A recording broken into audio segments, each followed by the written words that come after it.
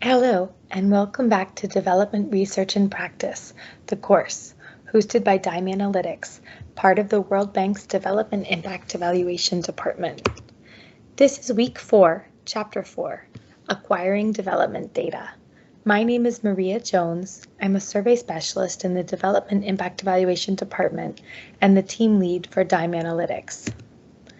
In this chapter of the handbook, we emphasize that clear and careful documentation of data acquisition is essential for high-quality research.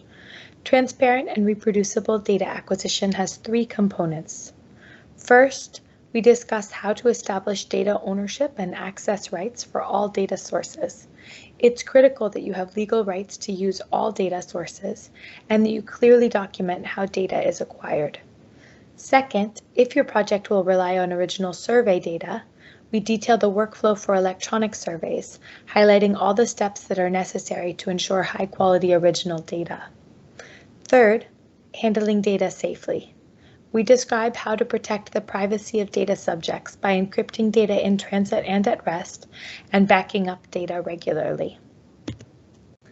To acquire high-quality development data reproducibly, these are the key responsibilities for the research team for each of the three themes. In terms of data ownership, task team leaders and principal investigators are responsible for obtaining all the legal agreements and other documentation required to access the various data sources required for the project. Research assistants are responsible for coordinating with partners throughout the data acquisition process and preparing and archiving all documentation that may be required for others to acquire the same data in the future or to use the data published by the research team.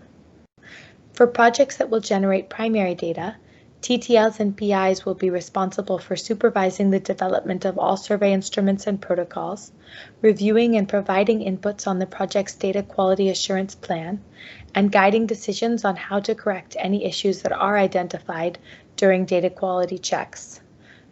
RAs, in turn, will be responsible for developing and programming all survey instruments, piloting those instruments, drafting enumerator manuals that detail all survey protocols, developing a data quality assurance plan, and managing implementation of data quality checks.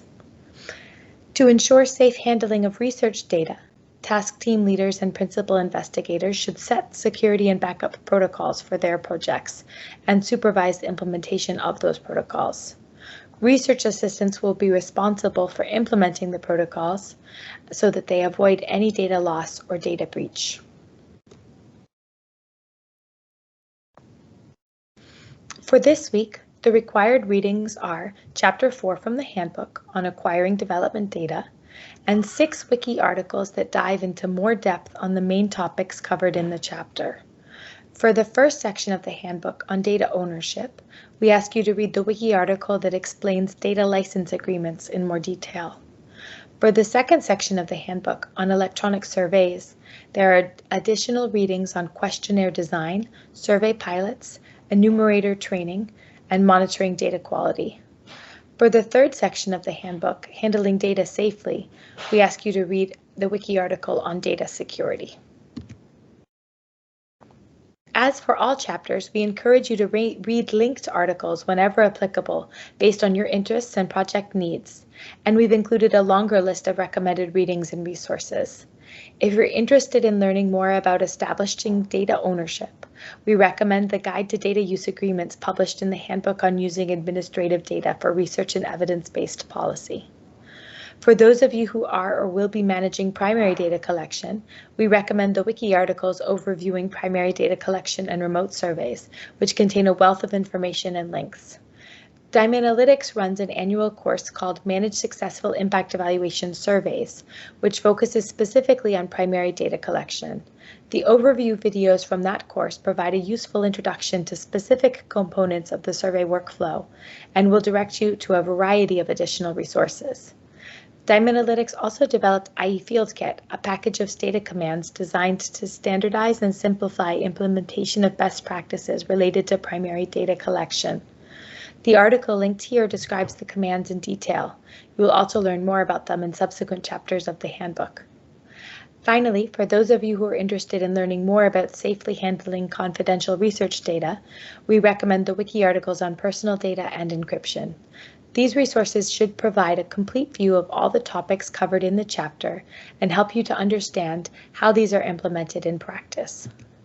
Thank you very much for watching this video. I look forward to seeing many of you at the live lecture and question and answer session on Thursday, August 5th. Have a great week.